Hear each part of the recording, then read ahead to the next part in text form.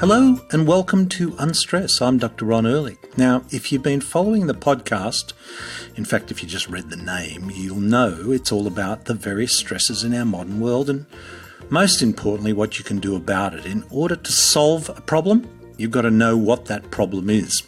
Now, you may have heard the expression in health that our genes load the gun and lifestyle pulls the trigger. But what do we mean by that? Well, the stress model that I've used professionally and personally for over 35 years says that anything that can compromise our health is a stress. And so I think it's useful to look at the stresses in your life in terms of either nutritional, emotional, environmental, postural and dental stresses and see which of those are impacting in your life and on your health. Now, the subject of autoimmune conditions is a big one. There are over 80 autoimmune conditions. I mean, this is the body attacking itself because of various stresses, and your genes will determine how that manifests itself. For example, if it's your thyroid, you'll have an underactive or an overactive thyroid, Hashimoto's or Graves' disease it's called. Very common and rising. If it's your joints, you may have rheumatoid arthritis. If it's your skin, you may have psoriasis. If your genetic predisposition is your nerves, it could be Parkinson's disease or multiple sclerosis. Now, my guest today has an incredible story to share and some important lessons for us all, whether you've got an autoimmune condition or not.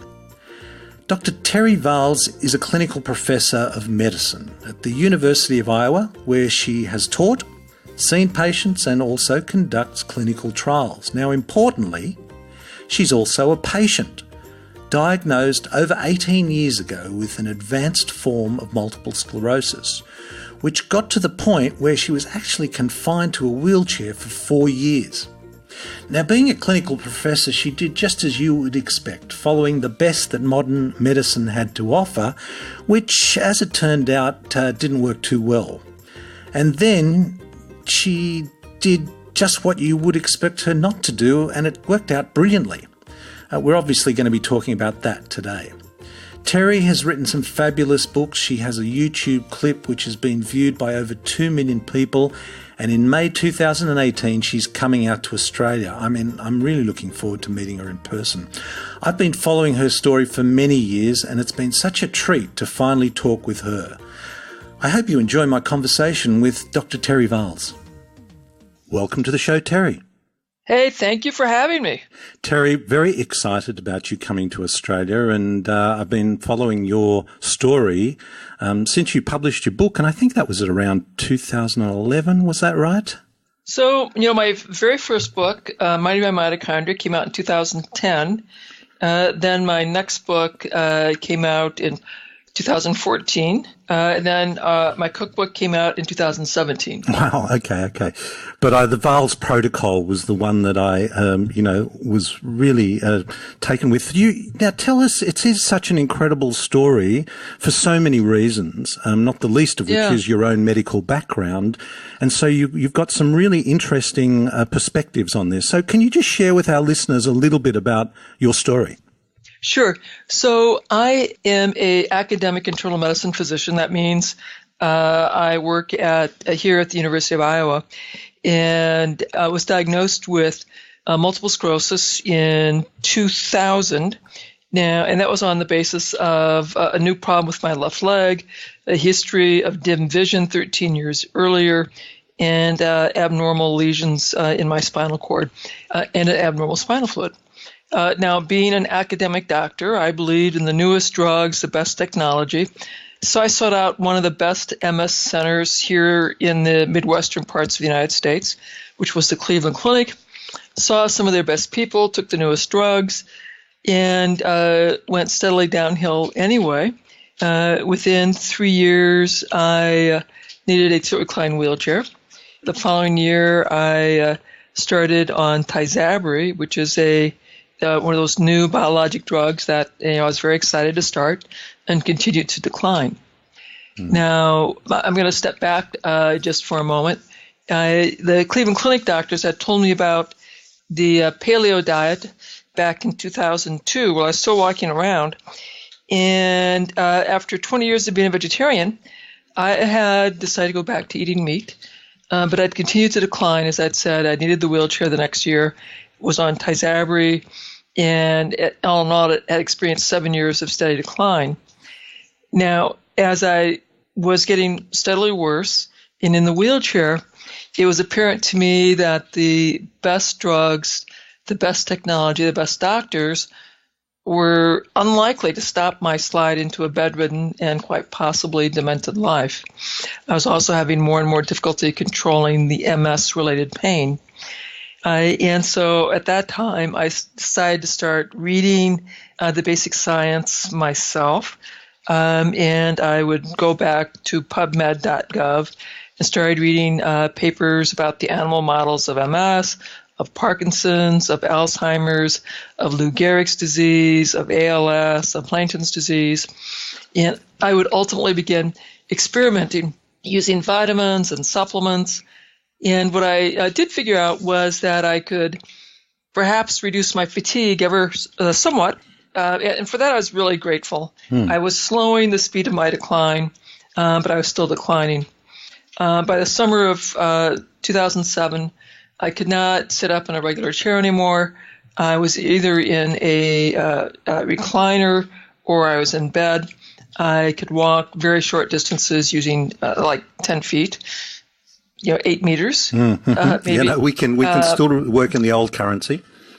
And so really not very far. And I was having a lot of trouble with severe fatigue, and I was beginning to have trouble with brain fog.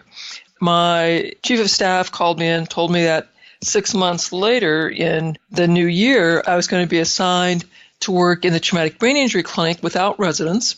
And this was a job that I knew I would be unable to do.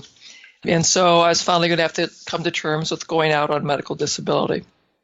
And of course, that was upsetting. But, what else was there to do? But I was continuing to read. I discovered the Institute for Functional Medicine, and they had a course on neuroprotection from a functional medicine perspective, which I signed up for. And there was a 40-hour video course, which I took, and I now had a longer list of vitamins and supplements that I was taking. And then in November, I had another big aha moment. Like, what if I redesign my paleo diet according to the list of nutrients I was taking in pill form? And so that was more research. And thanks to the Linus Pauling Institute on Micronutrients, I'd figured out how to restructure my diet and really started this new, very structured way of eating at the end of December. Using food as your medicine. Using food as my medicine. Yeah. In the middle of January, I started in the traumatic brain injury clinic. In the which one, sorry? In the traumatic brain injury clinic. Oh, yeah, yep. And of course, this is what the job that I knew I wasn't going to be strong enough to do. But, in the first week, I'm just watching how the clinic runs, so I'm not really doing much other than watching. The second week, so now it's the third week of January, really about the third week of this new way of eating, I'm beginning to see some patients. And by the end of the week, I realized, actually the week has gone okay. And at the end of the month, I'm thinking maybe I'll be able to do this. And in 3 months, I'm beginning to walk around the hospital with a cane. In 6 months, I'm walking without a cane. In 9 months, I get on my bike and I pedal around the block. My wife's crying, my kids are crying, I'm crying, we're all I can just imagine. Stunned. Yeah. And at a year, I'm able to do basically a 20-mile bike ride with my family. Wow. And so this really transforms my thinking about disease and health. It would ultimately transform the way I practice medicine, and it would ultimately transform the type of research that I do. That, of course, would change everything. Well, there's just so much there, and it's an amazing story. Like I said, I just want to go back to MS because, people tell us a little bit about MS. How common is it? What kind of a disease is it? I mean, your first symptoms, you said, were 13 years before when you reflected back on it. Is that right? Actually, my first symptoms were more like 20 years before. Wow. And that's very, very common, that it takes 10 to 20 years to have enough symptoms, enough damage to make a diagnosis. A diagnosis of multiple sclerosis. Correct. And that's probably true of many autoimmune conditions, that there's a lot of damage going on. People for a long time will have fatigue. They may have aches and pains. And depending on what part of the body is being attacked, the symptoms might be related to the joints, might be related to the lungs, or in my case, since the brain was being attacked, related to my initial symptoms were pain. Then the next batch of symptoms was related to vision. And then the next batch of symptoms were related to balance problems. And then the next batch of symptoms was related to weakness in my leg. Mm. And what is being attacked is the insulation on the wiring between brain cells. That's called myelin. I'd say the vast majority of patients will have a variety of symptoms that could be either sensory or motor. That sort of come and go. Yeah, they'll see a physician and have a normal exam and be told, like, well, we're not sure, just we'll have to watch this. And so this may go on for several years. Yeah. So the overriding thing is it's an autoimmune condition, which is basically the body attacking itself. Yes. And the manifestation, I guess, depends on your genetic predisposition. In your case, your genetic predisposition was your nervous system. Correct. Yeah. Correct. And other people's, now that manifests itself in lots of different ways, autoimmune. It's a pretty common condition, autoimmune conditions. How are we faring? How common is it? So here in the U.S., we have, I think our population is around 350 million. We have about 28 million people with a autoimmune diagnosis. We have another 50 million that will have blood tests that show up autoantibodies. So antibodies, they're attacking some human structure and symptoms, but not enough damage yet to make a specific diagnosis. So there are, about 75 million that are in the process of developing or have an autoimmune disease, 25 million with enough damage, and 50 million that are in the process of creating enough damage. Mm-hmm. Now, the other thing, so it's becoming a big problem, obviously. The other thing you mentioned was you finding the functional medicine group. And yes. People may not be familiar with functional medicine. How does that differ from medicine? So, well, think about this. Internal medicine doc, I'm a primary care doc taking care of adult patients for their acute and chronic medical needs. And then if I can't manage that problem, I may refer them to a subspecialist such as a heart doctor or a neurologist or a psychiatrist. A functional medicine doc has been a number of health professions, be it physicians, chiropractors, nutrition professionals, who are trying to use an integrative approach that looks at what are the root causes of why we become unwell. There's more appreciation that for most of our chronic disease states, obesity, diabetes, autoimmune problems, mental health problems, cancer, it's a complicated interaction between the genes we got from mom and dad and how those genes interact with all these environmental factors. And that might be our diet quality, physical activity, stress level, hormone balance, the microbiome, our social network, our environmental exposures, so that we have toxins stored in our fat. And so helping understand how all those things contribute to the biochemistry not working well, the organs not working well, the development of symptoms, then can help us identify what we could do to help the organs work better in terms of diet, lifestyle, perhaps vitamins and supplements. and how to provide more specific suggestions on how to better optimize diet, better optimize hormonal balance, better optimize clearance of toxins. I once heard it said, and there's a famous quote, I think, that a good doctor treats disease and a great doctor treats the person with the disease. And I guess that's what functional medicine is all about. And an even better doctor helps them figure out how to never become ill. Yeah. Well, that should become the gold standard, really. Although we don't often listen. We don't often listen to that advice until we're faced with some kind of a crisis. And that's probably true for nearly everything in life. We often don't appreciate what we have until we've lost it. That's all too true. Yeah. That we don't appreciate it until it's gone. Now, Terry, you mentioned you found the IFM, the Institute of Functional Medicine, and your focus was on neural protection. Tell us a bit about it, because this is the beginning of your journey to good health. Yeah, so the neuroprotection concepts were, originally when I first started searching for neuroprotection strategies, there's a lot of research that is being done. Of course, from the research world, this is primarily done for drug development. What patentable compound can I identify and make billions and billions of dollars with?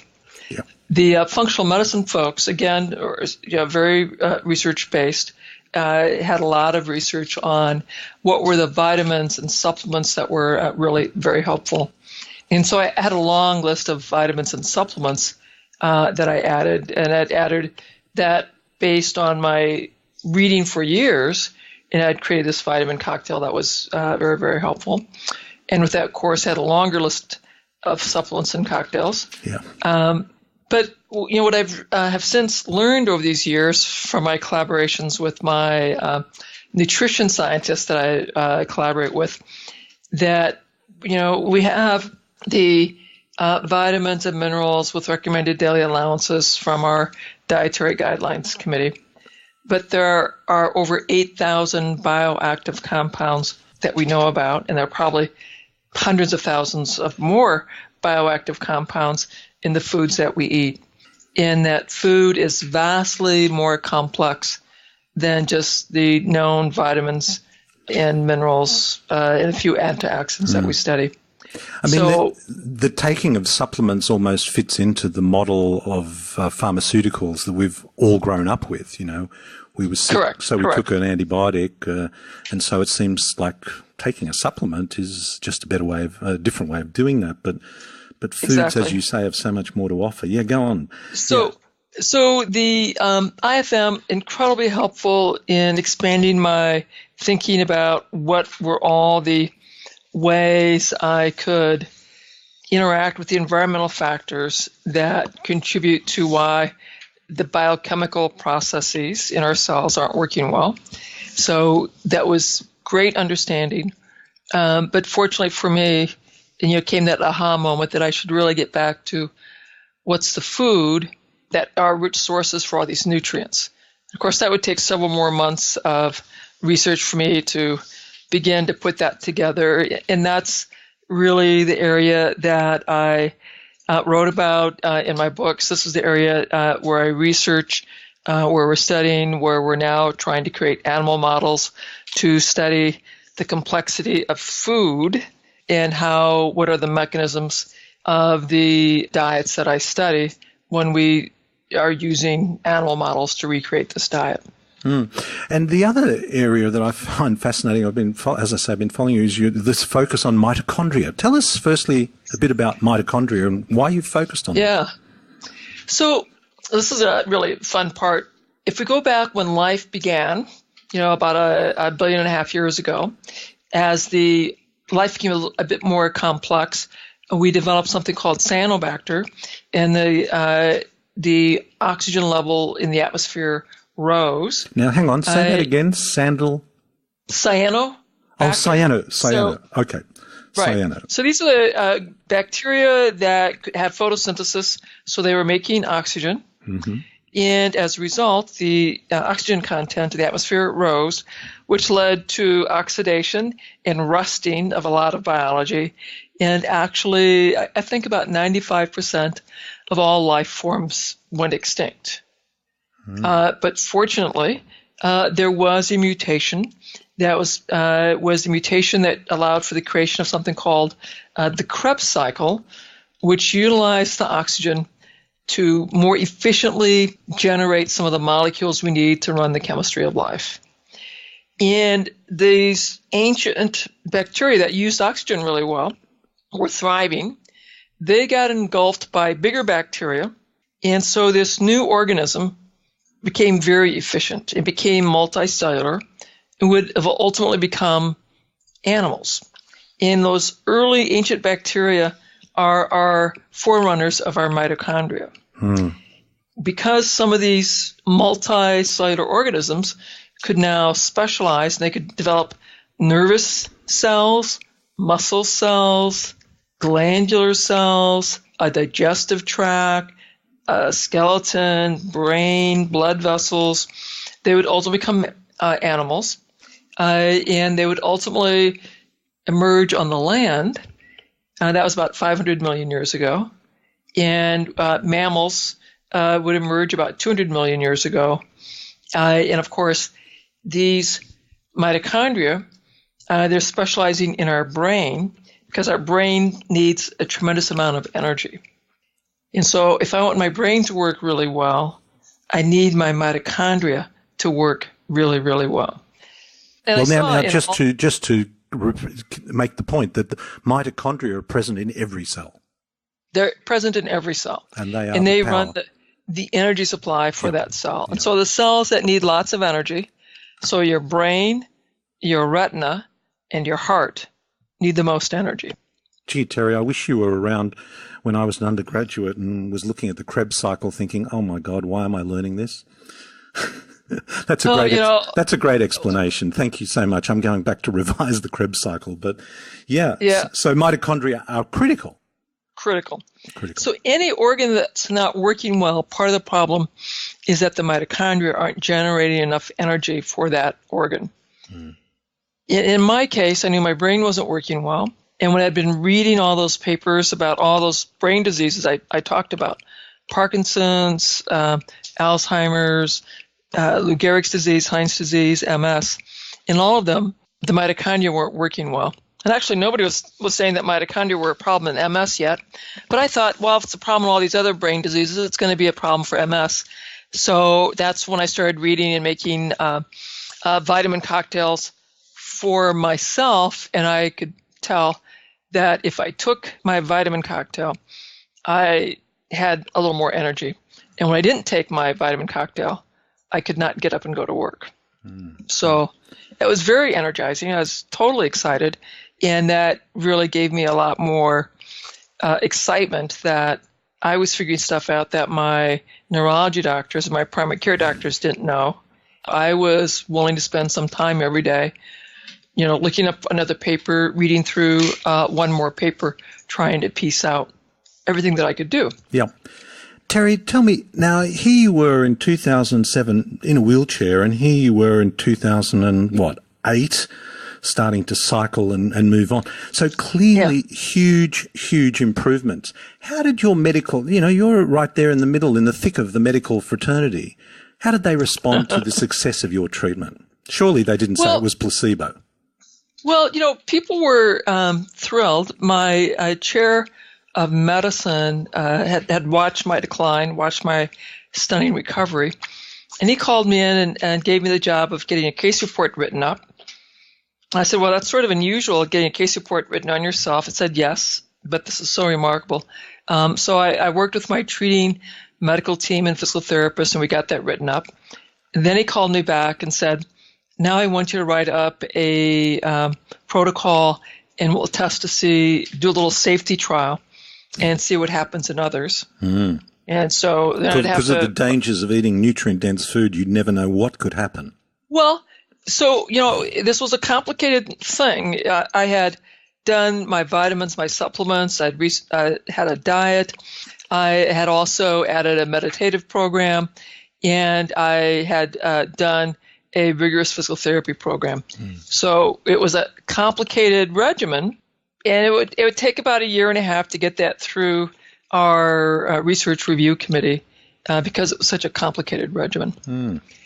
Now, at the same time that I was working on that, I had changed my practice. I was in the traumatic brain injury clinic, and I was spending a lot of time talking to my patients in primary care in the traumatic brain injury, not about their drugs, but a lot more about their diet, their exposures, their stress levels, what they were doing physically. And I was putting a lot more effort into talking about diet and lifestyle factors. And my physician partners were very uncomfortable with that. So I had to meet with my chief of staff, review what I was doing. Then I had to meet with him with all my scientific papers to explain what I was doing and why. And he ultimately became a very big champion. So he was quite supportive. But absolutely, there was a lot of resistance at first. Yeah, I find that fascinating. I mean, to see something almost as miraculous as what has happened to you, I would have thought for a healing profession, it would just be so exciting. I've got to learn about this. What is going on? I mean, what am I doing? Why am I helping my patients the way this has helped you? What's going on in medical practitioners' minds? We're all really pressed for time and just trying to get through our days like every other busy professional. I'm very empathetic for the practicing physician. They're overworked and highly stressed. And in the research world, we are always very, very skeptical of findings, and we push back and argue, and we're often rude to one another, and that's just the way physicians often are. That's how we behave. But we conduct our research, we present our research, and we have a vigorous debate. So every year at the University of Iowa, the Internal Medicine has Research Week, and the College of Medicine has Research Week. So I would present the progress of our research and would show up our interim data and our progress, and people would watch and see our data, which was really very interesting, very compelling. Then we started having the videos of the gait changes at baseline and as they were coming along, and we're following them over time. And as I would have more of these videos from people with progressive MS, and in that state of MS, the conventional thinking is there is no return of function. There's no spontaneous recovery with progressive MS. And we're able to show, not everyone, but we had many of our people have the decline stop and their quality of their walking steadily improve. And that was very, so the videos were just so compelling. And then we started getting our papers published. Yeah. So that was actually one of my questions you just answered, and that is how other MS sufferers have fared under this. And I don't think any treatment claims 100%. If it does, I think you could probably walk away from it. I wouldn't believe it. But what are the keys to the Wahls project? To what you've come up with now. What are the main points, or what should people be focusing on? So I think the first thing that I want people to realize is the research is very clear that the genes, there are right now about 300 genes that increase your risk for getting MS ever so slightly. For any one gene, maybe 1%, 2%. For the vast majority of folks with any MS gene, the vast majority of people with that do not get MS. And so it's this really complicated interaction with genes that probably make your enzymes somewhat less efficient, that interact with all these environmental factors. And so what I do in my book and in my works with private patients is to help people understand what are their environmental factors they can do that they can address in terms of diet quality, in terms of physical activity level, in terms of stress management, social networks.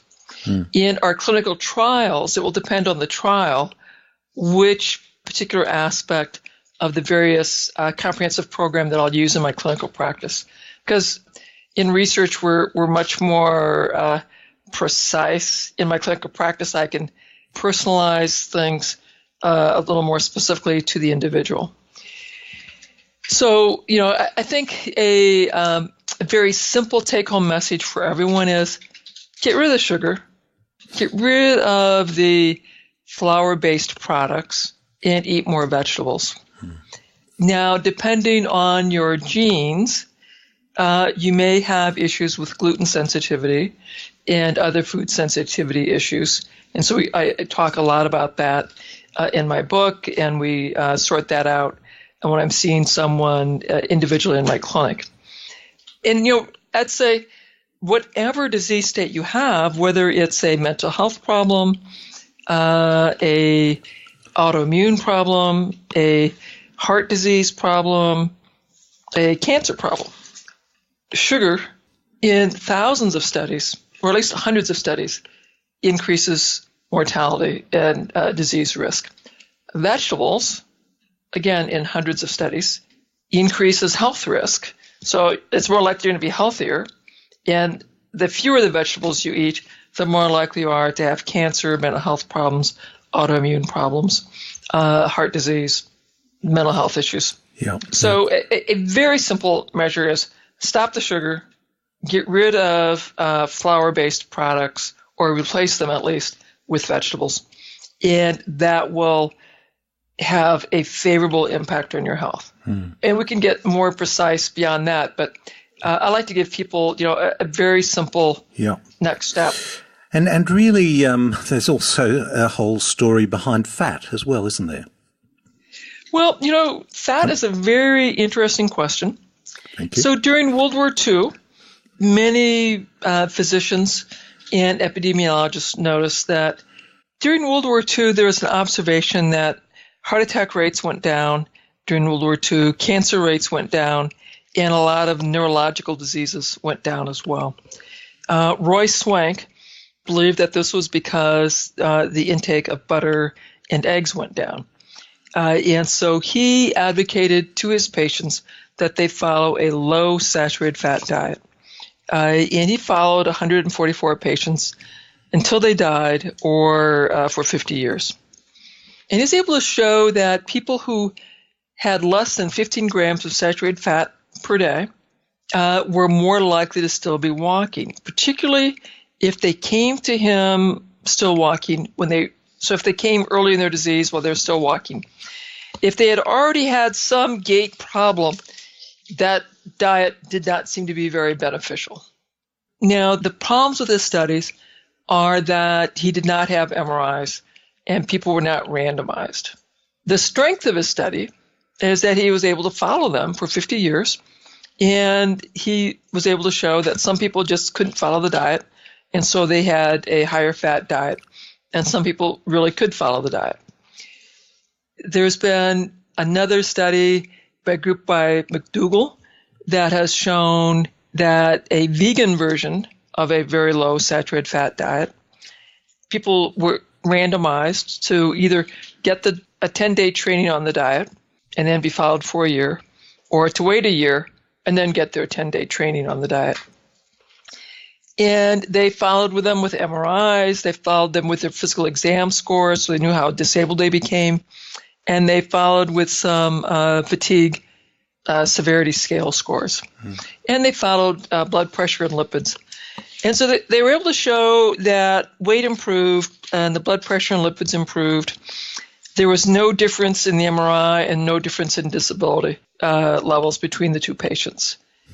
At enrollment, there was a very different level of fatigue between the people who got the diet and the people who did not get the diet. And so there was a trend towards fatigue reduction, but because the two groups were not the same for their fatigue scores, that's a little harder to know what to make of that. And it was a small group, a group of about 60 patients. So it's disappointing. It maybe would have, if they'd had a larger group, they might have found something interesting. They also did not do a careful dietary analysis to know what people were eating at baseline and what they were eating at the end of their year. and because it's a dietary study, that's another flaw with that study. But doing these dietary assessments are expensive, and so I can appreciate the challenge of that. But it's very exciting that we now have some prospective studies. And then, of course, we've done several pilot studies, and we have a larger study now that is randomized when we're comparing. And we'll be comparing the Swank diet and the Wahls diet. So from your experience, both personally and professionally in your research, what is your recommendations for people's approach to fat? Well, I think we need fat in our brain because the wiring is insulated by fat. It's insulated by something called myelin, and myelin is made of cholesterol, saturated fat, omega-3 fat, and omega-6 fat. And if your diet doesn't have enough fat, you cannot make enough myelin. In the heart disease literature, there is a lot of research now looking at the role of sugar and the role of fat. And so there's a considerable disagreement about whether or not eggs worsens heart disease or worsens atherosclerosis. There's still disagreement? Well, yeah, there are more scientists now saying that eggs actually raise the protective cholesterol, HDL cholesterol, and that dietary cholesterol is not the driver of blood cholesterol, not nearly as powerful a driver of blood cholesterol as we had originally thought. I think this cholesterol fat hypothesis is continuing to evolve, continuing to be studied. But if you drive cholesterol down very, very low, you compromise the ability to make myelin in the brain, and you compromise the ability to repair myelin. How is the effect of statins? Because statins is such a commonly, it's the blockbuster. Well, how does that affect people? Statins also have some effect on the immune function, in addition to having effect on cholesterol, and in addition to having effect on coenzyme Q levels and the mitochondria. Now, interestingly, the epidemiology does show that in the studies that use statin to lower cholesterol, you could lower heart attack risk, but these studies also appear to be associated with a higher than expected risk for suicide, homicide, and mental health problems. And that's been repeatedly observed. At first, people thought that was they really had a hard time understanding this. And the full mechanism is still not fully understood, but as we began to appreciate the makeup of myelin requiring cholesterol, saturated fat, omega-3 and omega-6 fat, that our appreciation for the role of fat in the brain is continuing to get, I'd say, a little more sophisticated. And it's not a long stretch to say that by reducing the amount of fats that our nerves need, that our brain is affected and mental health problems emerge. Yes. Yeah. But cholesterol's going down, and we can measure that. And that's one of the most appealing things about statins, isn't it, really? Well, one of the appealing things about statins and the fat hypothesis was that this would be a target that could be used for drug development. Another way of interpreting the literature for the drop in heart disease and neurologic problems during World War II was the drop in the intake of sugar. We'll see. Yeah. We'll see how this all plays itself out. I think it's a very interesting area of research. There's a lot more interest that sugar is the big driver for heart disease, stroke risk, cancer risk, mental health risk. As well. Well, look, I know I'm really looking forward to you coming to Australia and meeting you in person. I'm going to be coming to the workshops, and excellent. We'll be having links to your webpage and all of that information on our website as well. Listen, I wanted to ask you before we finished, just generally, and not within the MS world, what do you think people's greatest challenge is in this day and age in the modern world on their journey? In their health journey through life? What do you think the greatest challenge is for people? Well, we are so addicted to sugar we're also have now become addicted to our smartphones as well. So we've become addicted to a high sugar diet and addicted to a low physical activity diet. And those two factors are very damaging to our health. Yeah. So moving more and eating more vegetables would be incredibly powerful strategies to improve your health, whatever health challenges that you may be experiencing. Yep. Terry, thank you so much for joining us. I'm so looking forward to meeting you, and I'll look forward to you coming to Australia. Great. I look forward to seeing you as well, Ron. Thank you. Wow, so much there. You really should go back and read the transcripts. We keep coming back to sugar, don't we?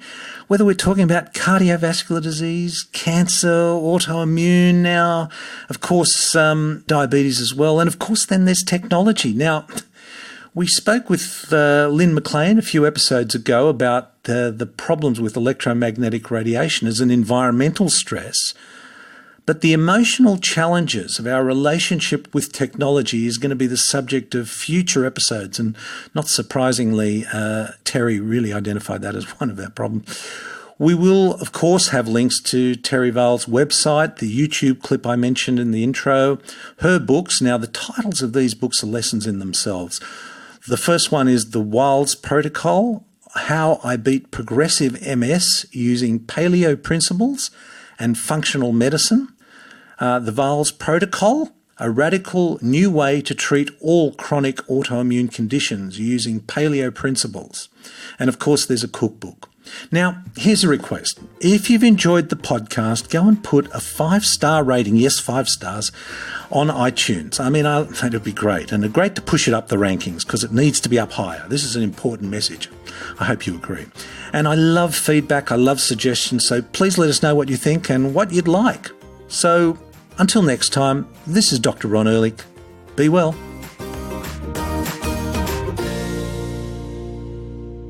This podcast provides general information and discussion about medicine, health, and related subjects.